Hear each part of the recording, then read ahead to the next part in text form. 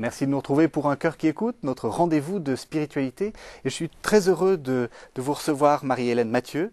Vous êtes fondatrice de l'Office chrétien des personnes handicapées. Vous êtes aussi fondatrice du mouvement Foi et Lumière. Vous êtes la créatrice d'Ombre et Lumière, le magazine de l'Office chrétien des personnes handicapées. Alors, je ne sais pas comment vous présenter. Vous avez tellement fait de choses. J'ai envie de vous poser comme première question, mais quelle est l'unité de votre vie?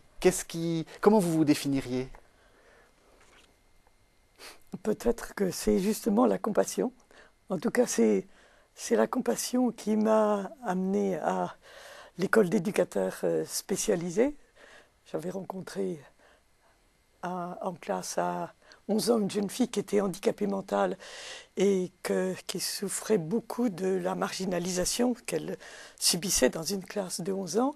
Et un jour où j'avais particulièrement perçu sa souffrance, j'ai pensé à l'école d'éducation, elle n'existait pas encore, mais à faire quelque chose qui me permettrait un jour de répondre à sa souffrance. Et c'est ainsi que j'ai fait une des premières écoles d'éducateurs spécialisés. Ensuite, j'ai découvert plus particulièrement la souffrance des parents d'enfants handicapés. Et c'est ainsi que j'ai fondé l'Office chrétien des personnes handicapées avec le soutien du père Bissonnier qui avait inventé la catéchèse des enfants handicapés. Et puis le soutien de Marthe Robin aussi. Et ensuite, Foi et Lumière avec Jean Vanier. Alors, vous l'avez dit, on va parler de compassion. J'aimerais que vous nous lisiez un petit texte pour commencer, quelque chose qui nous mette un peu dans l'ambiance, si j'ose dire. J'ai prévu de vous lire justement la prière de l'Arche. Parce que la prière de l'Arche, vous verrez, elle est pleine de compassion. Et je l'ai un petit peu, c'est une prière communautaire qu'on dit le soir dans les foyers de l'Arche, dans les 35 pays où grandit l'Arche. Mais je l'ai un tout petit peu changée pour pouvoir la dire, puisque je vis seule, personnellement.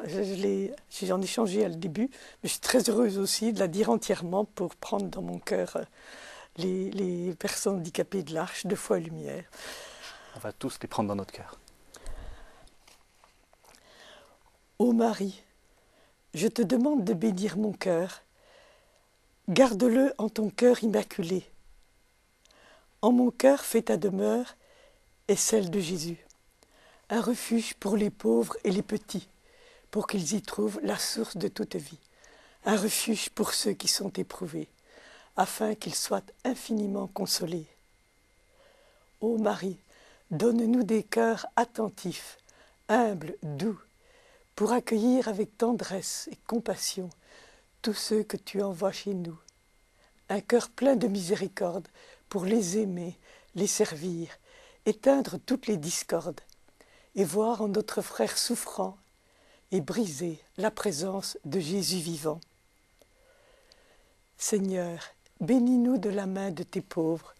Seigneur, souris-nous dans le regard de tes pauvres. Seigneur, reçois-nous un jour dans l'heureuse compagnie de tes pauvres. Amen. Alors, quand on a préparé ensemble cette émission, vous nous avez envoyé un texte, ça m'a beaucoup frappé, on parle de compassion, et la première chose dont vous avez parlé, c'est de la fuite. Oui. La compassion, c'est pas naturel. La compassion, c'est pas naturel. C'est Mère Teresa qui est un peu l'icône de la compassion, l'image de la compassion pour tout notre le siècle passé et le début de notre siècle là. Et elle a constaté qu'il y avait effectivement 3 étapes dans la compassion, dans l'accès à la compassion, mais que notre première réaction instinctive, c'était la fuite. On a peur de l'autre différent, on a peur de celui qui est handicapé, qui est malade, peut-être sur le point de mourir, celui qui est dans la souffrance d'un deuil et d'un abandon. On a peur d'être maladroit, de blesser, ou au contraire d'être renvoyé dans nos plates-bandes. On a peut-être aussi peur de mettre le petit doigt dans l'engrenage de la souffrance de l'autre et puis d'y passer tout entier. Et même vous? Et puis on a peur aussi de notre propre vulnérabilité, de notre fragilité. On sait bien, même si on est très, très fort, en pleine santé, qu'un jour on sera vulnérable, fragile, et qu'au moins, de façon inéluctable, on se trouvera un jour devant la mort. Et cela, on en a peur. Alors, on rejette l'image que nous renvoie un petit peu la personne qui est dans situation de faiblesse. Ça vous est arrivé, vous d'avoir peur oui. comme ça? Oui, même vous? Et ça vous arrive encore? Oui, c'est vrai, encore maintenant, oui. Je peux avoir peur d'un homme sans domicile dans le métro et qui vous agresse, qui dit sa plainte dans la colère. Je suis déstabilisée. Je me souviens d'un jour où je me suis trouvée devant la porte d'une famille amie dont le fils venait de se suicider. Je venais les voir et je me suis trouvée complètement dépassée, paralysée devant la peur de leur souffrance. Et puis je suis entrée et j'ai vu là qu'il n'y avait qu'une chose à faire, c'était pas de chercher des mots ou autre chose, mais de pleurer avec eux, de prier avec eux. Et peut-être aussi d'avoir une petite lueur d'espérance avec eux. Justement, quand on a cette peur, souvent elle nous paralyse et on se culpabilise beaucoup et ça nous empêche peut-être même d'agir. Comment est-ce qu'il faut la dépasser, cette peur? Est-ce qu'il faut en avoir honte déjà? Oui. Bon, il faut déjà, si on sait que c'est naturel, d'abord peut-être, ça serait la première chose à dire, que oser s'approcher de la souffrance, c'est la première chose. Ce pas que j'ai fait en sonnant tout de même à la porte des amis, j'aurais pu fuir, et puis me dire non, je vais leur téléphoner ou leur écrire, ce sera plus facile. Et puis finalement, j'ai fait le geste de sonner, oser s'approcher et oser regarder celui qui souffre. Alors, une fois qu'on a fait ce geste, on entre spontanément dans la compassion? Non, je ne pense pas que ce soit naturel. J'aurais peut-être aimé, mais c'est peut-être trop difficile, de vous parler un peu de Francesco, qui était parce qu'il n'est plus là maintenant, qui était un très proche ami. Leur premier enfant à Olga était une petite fille très profondément handicapée, sourde. Non, pardon, elle n'était pas sourde, mais elle était aveugle et on a découvert aussi qu'elle avait un handicap mental très profond, qu'elle n'aurait jamais d'autonomie. Et la réaction de Francesco a été de rejeter cet enfant, de fuir. Il a fui dans le travail, il a fui de son foyer, non pas physiquement, mais il redoutait de se retrouver face à Sabine et à sa femme. Et puis, personne n'osait s'approcher de lui, tant il était blindé dans sa souffrance. Très en colère quand le curé de la paroisse lui disait « Alors, comment va cette pauvre petite ?» Pour lui, c'était un mot de pitié qui l'irritait profondément. Et c'est un jour une jeune fille qui lui a téléphoné en lui disant, elle était courageuse parce qu'elle savait que c'était un homme très meurtri, blessé, avec une blessure à vif, elle lui a demandé si sa fille Sabina pourrait venir à une rencontre de Foi Lumière. Voilà. Ça a été le premier contact avec elle, mais qu'elle a osé. Et voilà, il est allé à une rencontre de Foi Lumière. Et ce qui l'a touché, c'est que Gwenda était là et l'a accueilli, non pas en le regardant lui et sa femme, mais en regardant d'abord Sabina et en lui disant « Sabina, comment vas-tu ? On est heureux que tu sois là. » Et Francesco nous disait « J'ai été ému. C'était la première fois que l'on parlait à Sabina comme si elle était une personne, en qualité de personne. » Donc voilà, rencontrer la personne qui souffre dans sa qualité dans sa personne et dans sa souffrance, rejoindre son cœur. C'est très, très intéressant ce que vous dites parce que c'est vrai que on dit souvent la compassion, c'est une forme de pitié, et vous-même vous l'avez rejeté très vite dans votre discours. Comment est-ce qu'on fait pour ne pas sombrer, c'est pas, il n'y a pas d'autre mot dans la pitié? Oui, ben, savoir que la pitié dévalorise, elle nous situe au-dessus de la personne qu'on plaint. Et la pitié vous met aussi dans votre situation vous enfonce dans votre situation de faiblesse.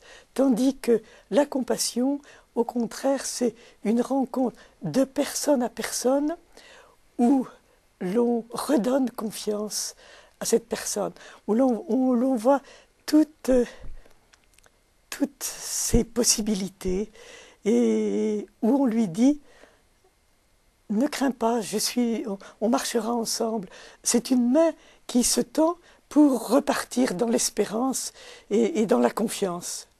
C'est quoi? C'est un engagement envers la personne? Oui, je pense que c'est un certain engagement qui peut, comme le dit Mère Teresa, la deuxième étape de Mère Teresa, c'est vraiment la rencontre avec la personne pour lui redonner une route et une confiance. Mais ensuite, c'est vrai qu'il y a un engagement dans Foi et Lumière quand on accueille une personne handicapée et sa famille, c'est pour une relation de fidélité. Et dans la compassion, il y a certainement cette notion de fidélité. On ne se laissera pas tomber. Et une notion aussi de partage de rencontres. C'est tu m'apportes, je t'apporte, je te donne ce que j'ai, mais toi aussi tu m'apportes quelque chose. Et on découvre peu à peu que la personne qu'on est venu soutenir, aider, elle nous donne aussi quelque chose d'unique. C'est à Foi et Lumière, c'est toujours une découverte des jeunes amis qui viennent, un peu comme des bénévoles, des volontaires qui vont rendre service et qui vont, c'est pas trop prenant, une rencontre par mois, et qui vont se mettre au service et qui va peut-être même les valoriser auprès de leur environnement. Et puis, quand ils s'engagent, quand ils décident de devenir vraiment membres de la communauté, c'est parce qu'ils ont découvert que la personne handicapée leur apporte quelque chose qu'ils n'avaient pas imaginé. Mais souvent, quand on rencontre justement des personnes handicapées ou des gens qui sont très malades, on a souvent l'impression que l'humanité est recroquevillée, ou la personne est recroquevillée quelque part, et on ne voit plus que la souffrance ou plus que le handicap. Comment est-ce qu'on fait pour passer la barrière? Je pense que c'est en la considérant comme une personne qu'elle-même va sentir, même si elle ne comprend pas du tout sur le plan intellectuel. Elle est incapable d'abstraction, incapable d'autonomie, mais elle n'est pas handicapée dans son cœur. Son cœur ne demande qu'une chose, à être aimée, à pouvoir aimer et à sentir qu'elle est quelqu'un dans l'existence, qu'elle est utile.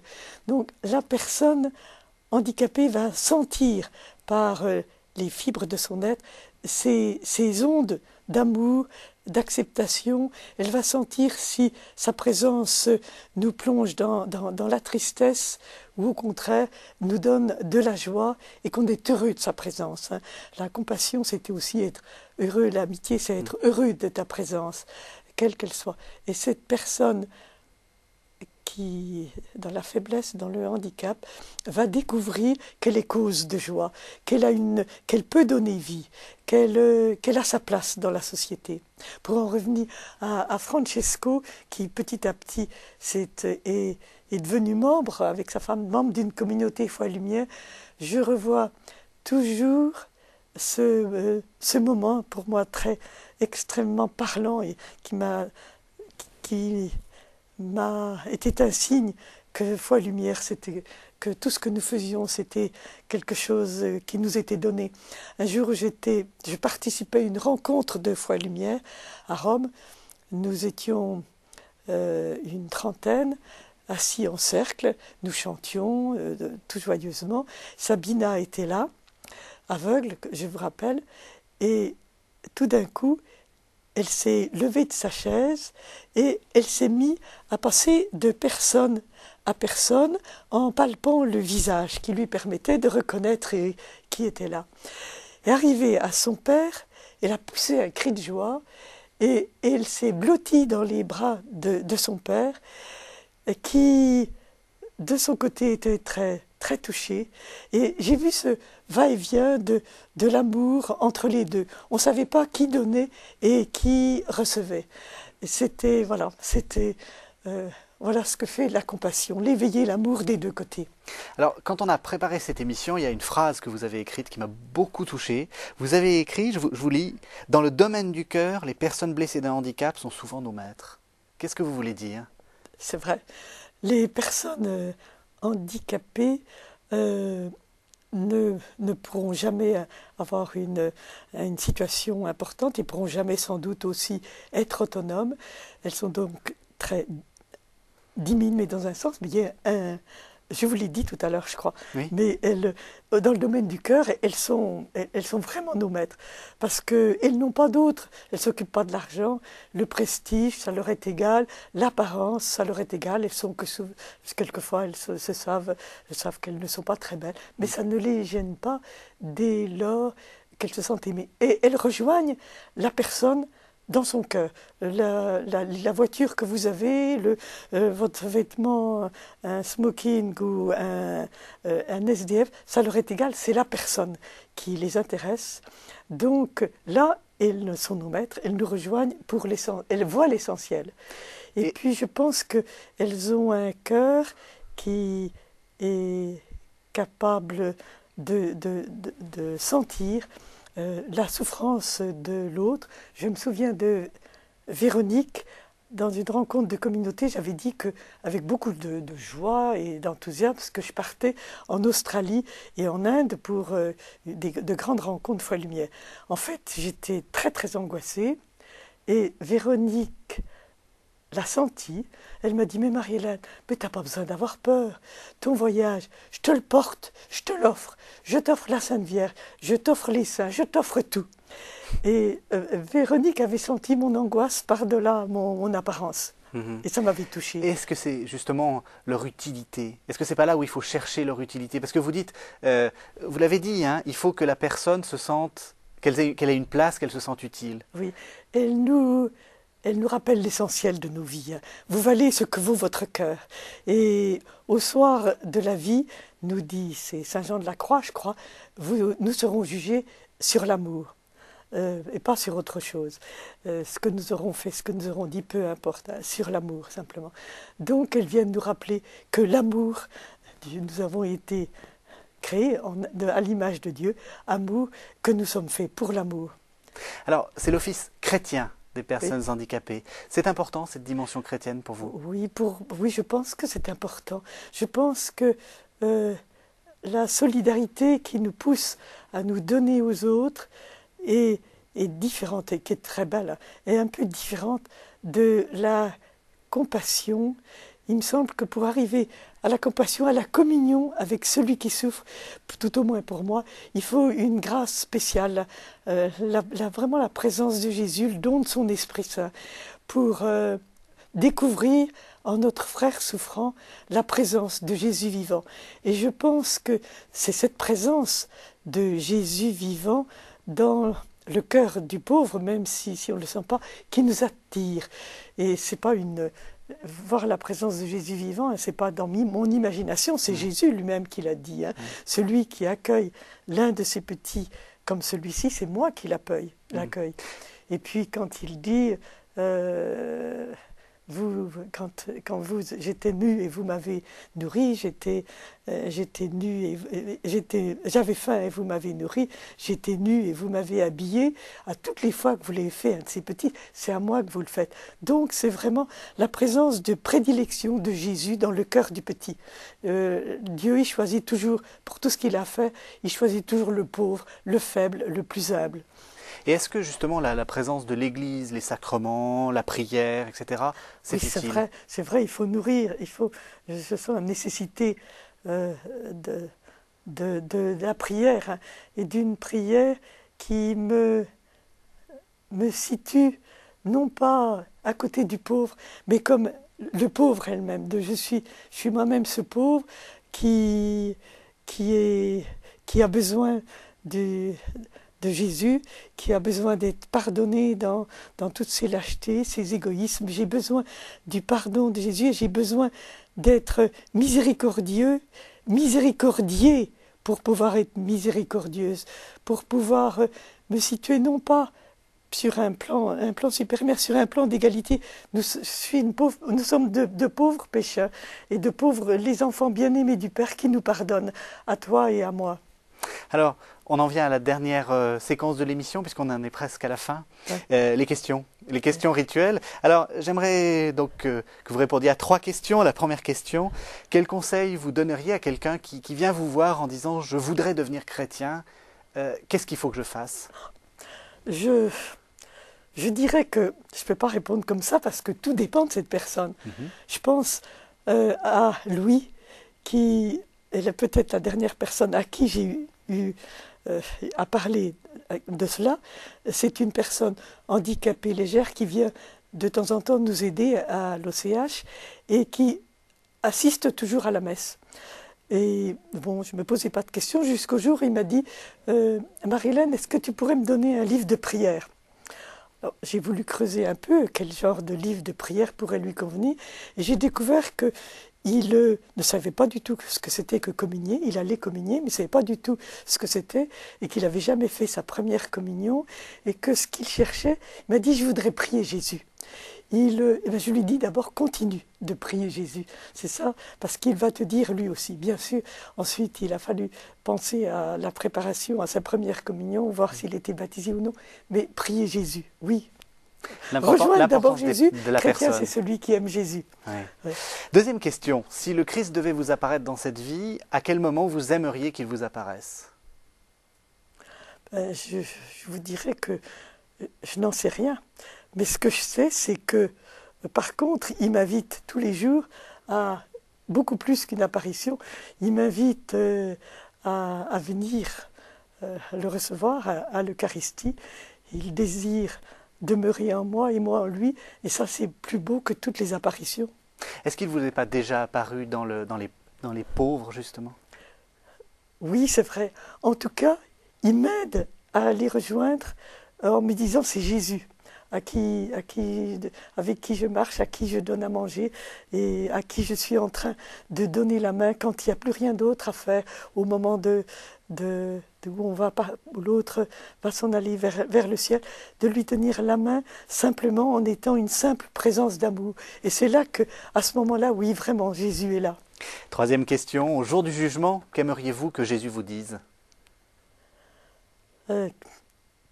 Si j'osais, avec la petite Thérèse, je dirais, je voudrais qu'il ne me dise rien, qu'il soit comme le père de l'enfant prodigue qui me prend dans ses bras et qui me fait comprendre que je suis son enfant bien-aimé. Merci beaucoup Marie-Hélène Mathieu. Alors, ceux qui ont envie de vous retrouver peuvent lire votre dernier livre, La lumière d'une rencontre quand la personne handicapée nous fait signe, qui est paru aux éditions Edifa MAM. Le dernier numéro d'Ombre et Lumière des mois de septembre à octobre a pour titre Nos liens avec les plus fragiles. Et puis, on peut aussi vous retrouver dans le site de l'association www.och, Office chrétien des personnes handicapées, .asso.fr. Et en plus, le 16, 17 et 18 octobre, donc cette semaine, il y a des journées de rencontres que vous proposez. Oui, les 3 jours de l'OCH, justement pour tisser des liens avec les plus fragiles. C'est ça, c'est tout l'objectif de l'OCH qui va se trouver vécu le vendredi plus avec des professionnels, même si tout le monde est invité. Le samedi, bien sûr, tout le monde est toujours invité, personnes handicapées, familles, amis, mais aussi entourage très large, avec de grands témoins. Un grand spectacle le soir sur Le Monde à l'envers, qu'on va essayer de tourner à l'endroit. Et le dimanche, sur le parvis de la cathédrale, une rencontre de tous les mouvements, et la messe avec le cardinal 23. Merci beaucoup, Marie-Hélène Mathieu. Merci.